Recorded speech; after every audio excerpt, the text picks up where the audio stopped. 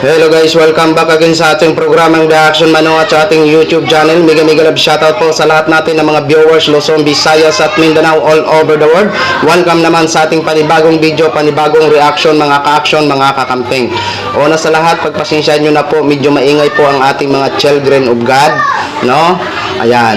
So ito ho mga ka-action, mga kakamping, no, may gusto lang po ako na i-share sa inyo regarding sa mga birada ni Banat Bay dito sa prayer rally nila dito sa Liwasan Bonifacio ngayong araw ho mga ka-aksyon. Anyway, medyo marami po sila ngayon, ano? Medyo marami po sila. Ito po, pakinggan po ito natin ang mga banat ni Banat Bay sa ating mga kapulisan, lalong-lalo na po kay Police Chief CIDG Major General Nicolas Torre mga ka-action. So alam naman natin na talagang masama ang loob nila dito kay CIDG Chief Nicolas General Torre. So ito po, pakinggan po natin kung ano ba talaga, mali ba talaga ang ginawa ni General Nicolas Torre ng CIDG Chief. So yan po ng mga ka-action, mga kakamping, yung tao ngayon sa Liwasan Bonifacio, yung nakikita nyo po sa screen. So ito ha, pakinggan po natin itong banat ni Banat Bay. Na hindi iniwan si dating Pangulong Rodrigo Roa Duterte. Atin pong tawagin at bigyan po natin siya ng masigabong palakpakan. Banat Bay! Tayo mga tutok, nasa likod tayo. Taas ang kaway ng mga nabudol! Sino dito ang mga nabudol? Hindi, sige kami. Biro lang. Pero, alam niyo po, hindi ko po talaga alam ang sasabihin ko dahil ilang araw na po kung walang tulog. Ilang dito kung walang tulog. Hindi kayo makatulog dahil sa nangyari kay Pangulong Duterte. Ilang sa atin?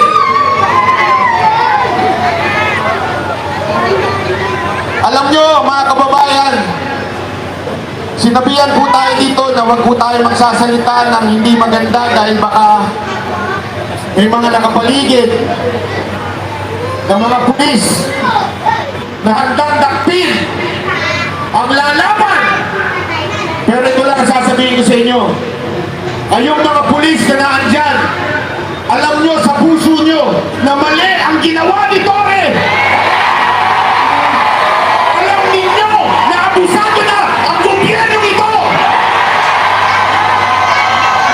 Kung hanggang Para kay Banat Bay at para sa mga kapwa niya supporters, so mali daw ang ginawa ni General Torre at abusado na daw ang gobyernong ito.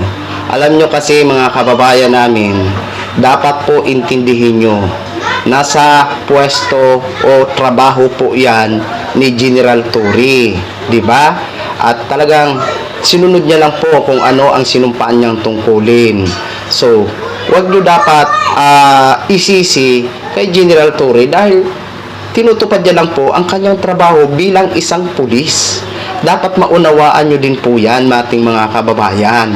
Huwag po kayo mag-ano ng galit dito kay General Torre kasi nga minsan nga nagaano tayo kasi minsan ang ating mga kapulisan is ang ilan ha, hindi ko po nila lahat ha, disclaimer lang po. Ang ilan nga po is talagang alam nyo na ang ibig kong sabihin, di ba? Dito kay General Torre, marami man ang galit sa side ng mga DDS, pero mas marami po tayo na pinapasalamatan si General Torre kasi nga po sa kanyang mga ginagawa, 'di ba? Kasalanan ba ni General Torre ang ginagawa niya? Para sa atin, para sa akin, hindi po 'yang kasalanan. Yan po ay trabaho lang, walang personalan, 'di ba? Ngayon, kung para sa inyo abusado ang gobyernong ito, sa inyo po 'yun. Pero para sa amin, hindi naman siguro pag-aabusa ng gobyernong ito ang mga nangyayari ngayon, 'di ba?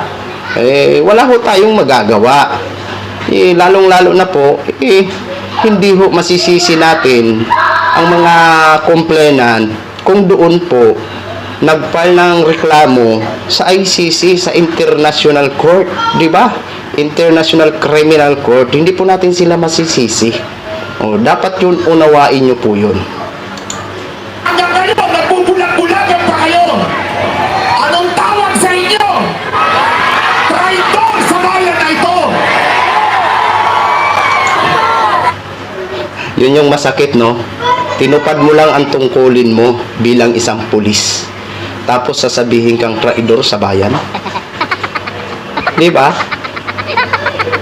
Kung tayo ay inaano natin ang ilan sa atin ng mga kapulisan na hindi nagtatrabaho ng tama, pinupuna po natin dahil karapatan din po natin yan. Take note ha, klaruhin lang natin, ilan sa mga kapulisan ha, hindi po natin nilalahat. At saludo po tayo sa mga pulis na talagang tinutupad nila ang kanilang tungkulin, di ba? Yung pagtupad ng kanilang tungkulin ay hindi po yan pagtatraidor sa bayan. Yan po talaga ay trabaho nila bilang isang pulis. Gagampanan po nila dahil sila po ay may motto, to protect and serve of the civilian. Yan po ang maliwanag dyan, di ba? Natural lamang na magtrabaho sila ng tapat dahil taong bayan ang nagpapasahod sa kanila. Tandaan nyo mga kababayan, mga pulis, kayo kakausapin ko ngayon. Sinasabi nila na hindi applicable yung Article 59. Mali po yun. Bakit? Ginamit nila ang Article 7 para ulihin si Pangulong Duterte. Hindi pa pwedeng sundin ang isang article, yung isa hindi.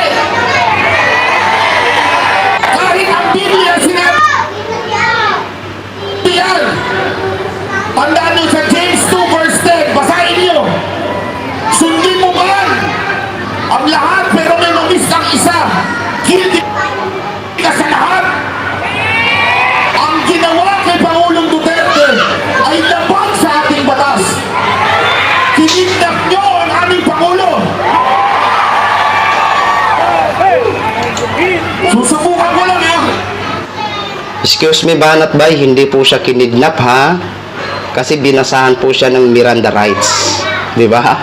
Hindi po pangingidnap yun. At isa pa, maraming mga kapulisan na nakapaligid at nandun ang mga kapwa mo supporters. Di ba? Paano nyo po nasabi na kinidnap si dating Pangulong Duterte, ibinasahan po siya ng Miranda rights at nandun din po ang kanyang asawa at anak at mga kapulisan at mga supporters nyo. Hindi po yun pangingidnap, Diyos ko po. Oo. Kasi yung elements ng pangingidnap, disclaimer lang in my own opinion, yung kinuha ng sapilitan na gamit ang force, no?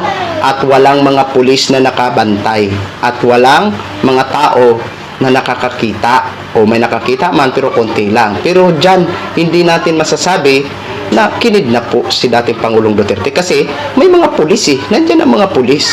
Nandyan ang asawa niya, nandyan yung anak niya, nandyan yung mga supporters niyo.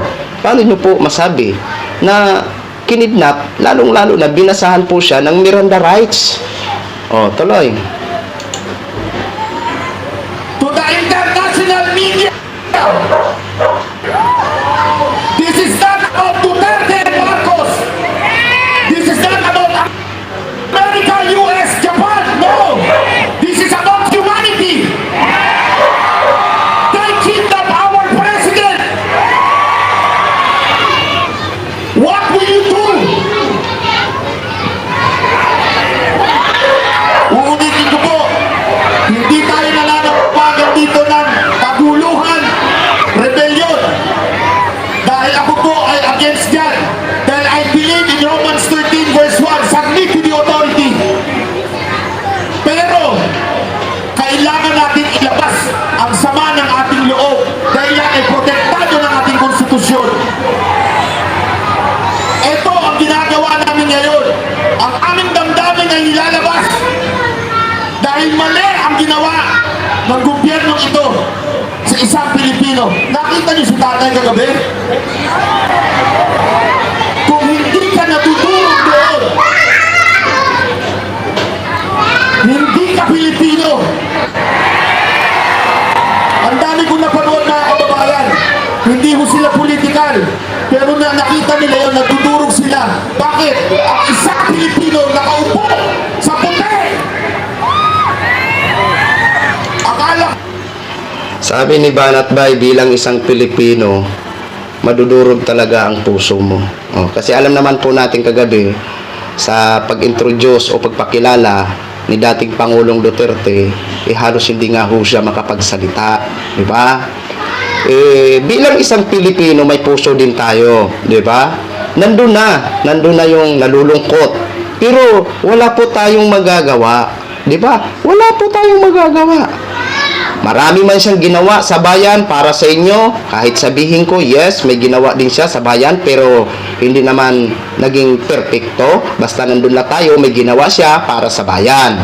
Okay? Maraming salamat at pinasalamatan na natin yan sa mga previous live natin. 'Di ba? Pero ang problema kasi, may mga complainant, 'di ba? At hindi po ito masasabi na gawa-gawa dahil may complainant po, 'di ba?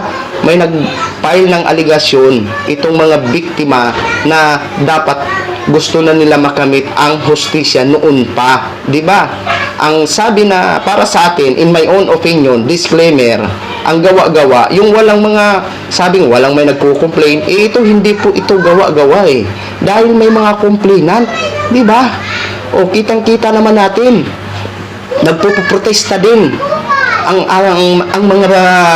mga victims, 'di ba? Para makamit talaga nila ang justice o hustisya sa kanilang mga namayapang mga kamag-anak, 'di ba? Hindi po ito gawa-gawa dahil may mga complainant. Kaso lang ang problema para sa mga taga-suporta nila is gawa-gawa at pamumulitika. Hindi po ito pamumulitika dahil may complainant. Yan lang ang ating masasabi sa inyo. Sige, wala namang problema kung wala kayong alisan dyan, freedom nyo yan, di ba? Ganun lang. Ganun talaga Wala po tayong magagawa. Hintayin na lang natin kung anong maging resulta sa pag-iimbestiga ng ICC. O, hintayin na lang po natin. Pero kung araw-arawin nyo yan, okay lang, walang problema. Malaya po kayong araw-araw, kahit hindi na kayo umalis dyan, araw-arawin nyo na lang. Okay? Freedom nyo po yan. Walang pumitigil sa inyo. Okay? So, yun lang ho, mga ka-action, mga kakamping know, share ko lang ho sa inyo. Maraming salamat po sa ating mga viewers, Luzon, Visayas at Mindanao, all over the world. Ako po, ang inyong lingkod, si The Action Man. Good evening, everyone.